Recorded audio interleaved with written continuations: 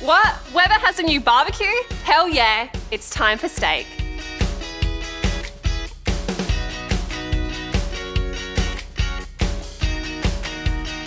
Here behind me, I have the all-new SmokeFires. I've got 3 beautiful Scotch fillets and 1 hungry tummy. We're also going to grill up some chops and sausages on the EX6 so you can see that beast at max capacity. The special thing about the SmokeFires is you can fire them up really hot, so it gives you the flexibility to cook all kinds of things. So I'm gonna go get the barbecue fired up right now.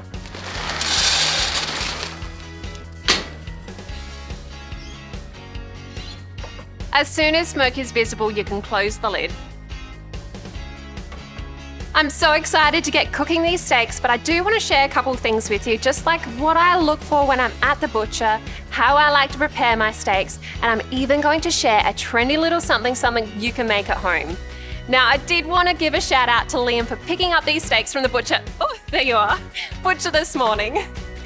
Now, I do have a philosophy when it comes to barbecuing.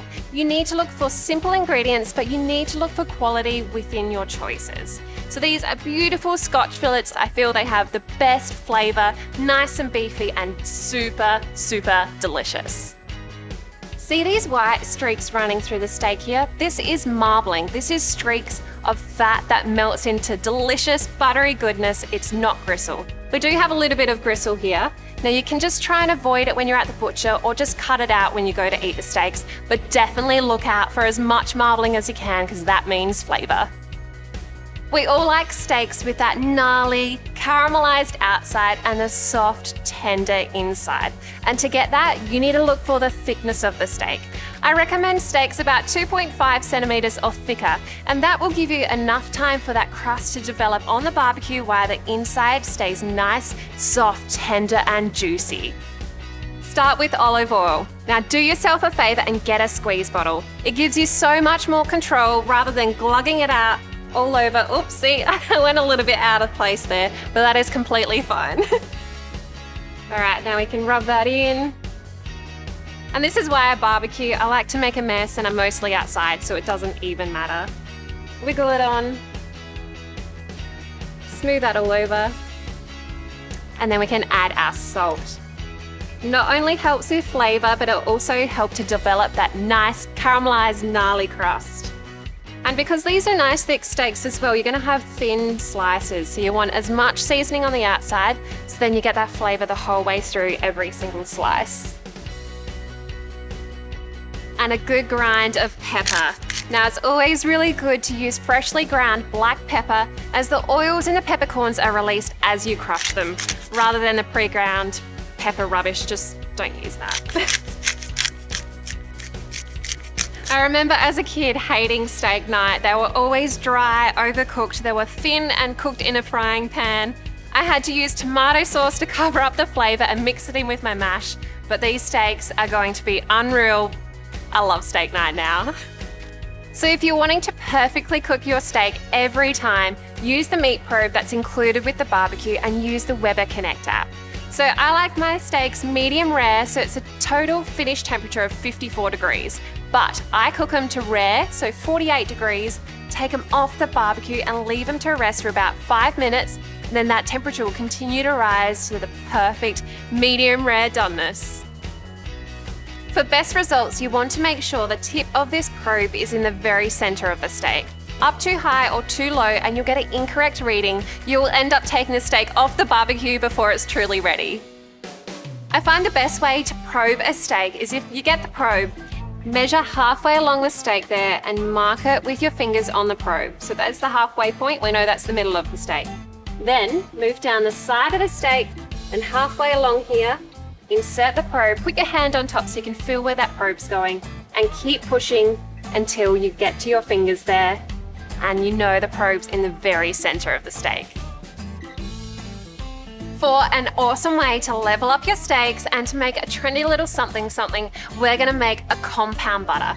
It seems fancy, but it is dead simple to make at home. All you need to do is think about ingredients that complement the protein you're making. So I'm cooking beef today, so I'm thinking buttery garlic umami. So I am using a combination of butter, get that in, nice salted butter, Helps to have it softened too.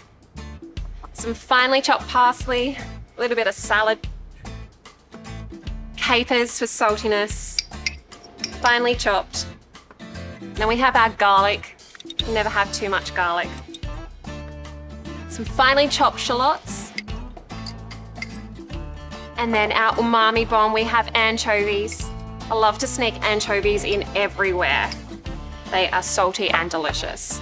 And Worcestershire sauce, or Worcester, if you're from the Barossa like me. Tomato paste.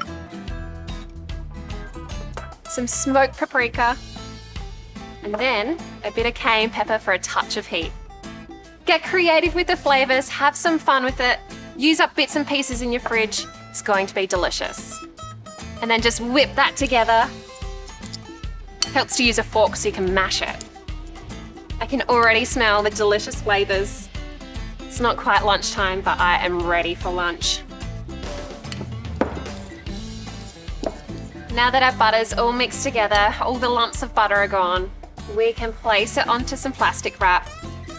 Just pop it straight on, and then we can form a log.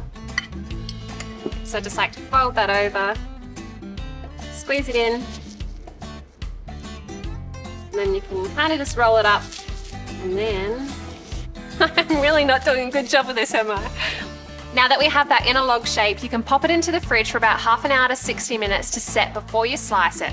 It will last in the fridge for about 3 days, but what I like to do is have some slices in the freezer so it's always ready for steak night. I have this delicious compound butter. You pop it on a steak in the last minute of the cooking time so it just melts all over the amazing steak.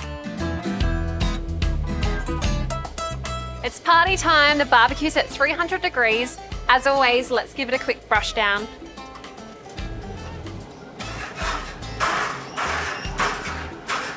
Now we can get our steaks on. And then give it a nice pat down.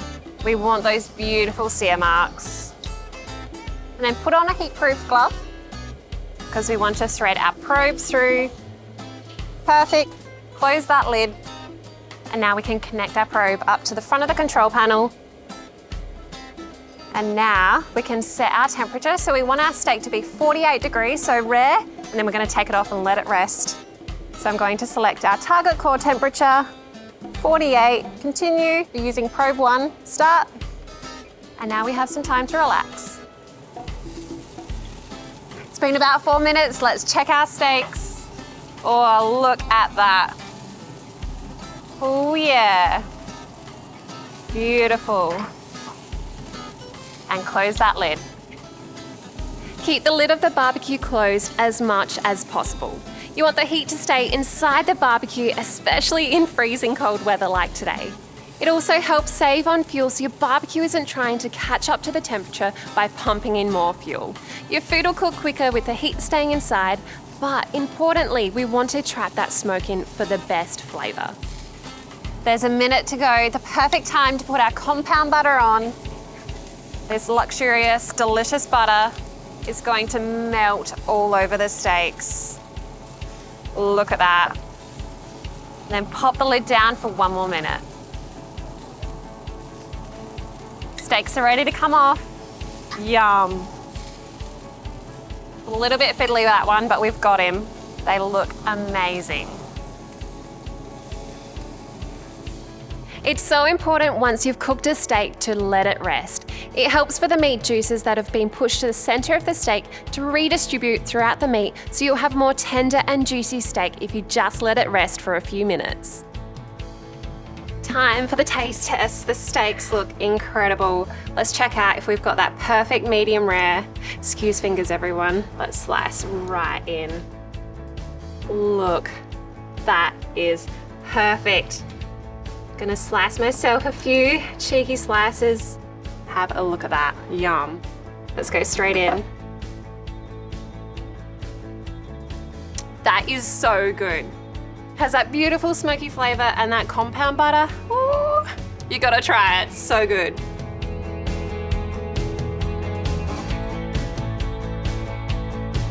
When it comes to barbecuing, meat isn't the only star of the show. veggies are incredible on the barbecue. So I'm going to whip up some quick veggie skewers. I'm going to get chopping and then threading them onto the skewers. So I've also fired up the EX6 because I want to show you how much we can fit in there. I'm just going to change the temperature of the barbecue. We don't need it at 300 degrees. We can turn it down to 270. So I am changing that right on my phone. How cool is this? Oop, almost overshot. 270, set. Look at that, how cool. The key to beautiful veggie skewers is having a range of colourful ingredients. So I'm just using capsicums, eggplant, zucchini and red onion, but they're all different colours so they look really good. Now if you're using wooden skewers, it's a good idea to soak the skewers for about half an hour in water first. That way they don't burn and they don't splinter too. Finish off with some zucchini. How good does that look? Delicious. All right, all that we need to do is put a little olive oil and salt and pepper all of our chops and veggies. Just going to give it a squeeze. Yum. And again, a good season of salt. Getting some salt on the outside of that fat makes that fat so delicious. Probably one of my favorite parts. Good season of pepper. And again, olive oil. Season with salt and then pepper. Delicious. Let's get these guys on the barbecue. As always, once your barbecue is preheated, give it a quick brush. Then we'll put our veggies on first, they'll take a little bit longer. And then close the lid. Time for our sausages.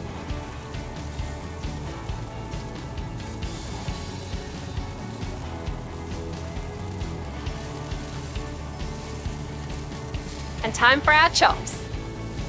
Let's get these bad boys on. And whenever you want a nice sear, make sure you press down with the back of your tongs. And lucky last, delicious.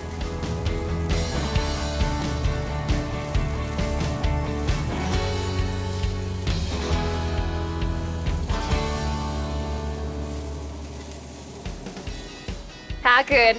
Feast cooked on the smoke fire all at once. It looks and smells incredible. But it's the taste that counts, right? Yeah.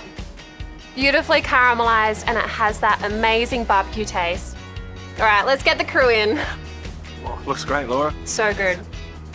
Make sure you're following us on the socials for more SmokeFire tips, tricks, and food inspo.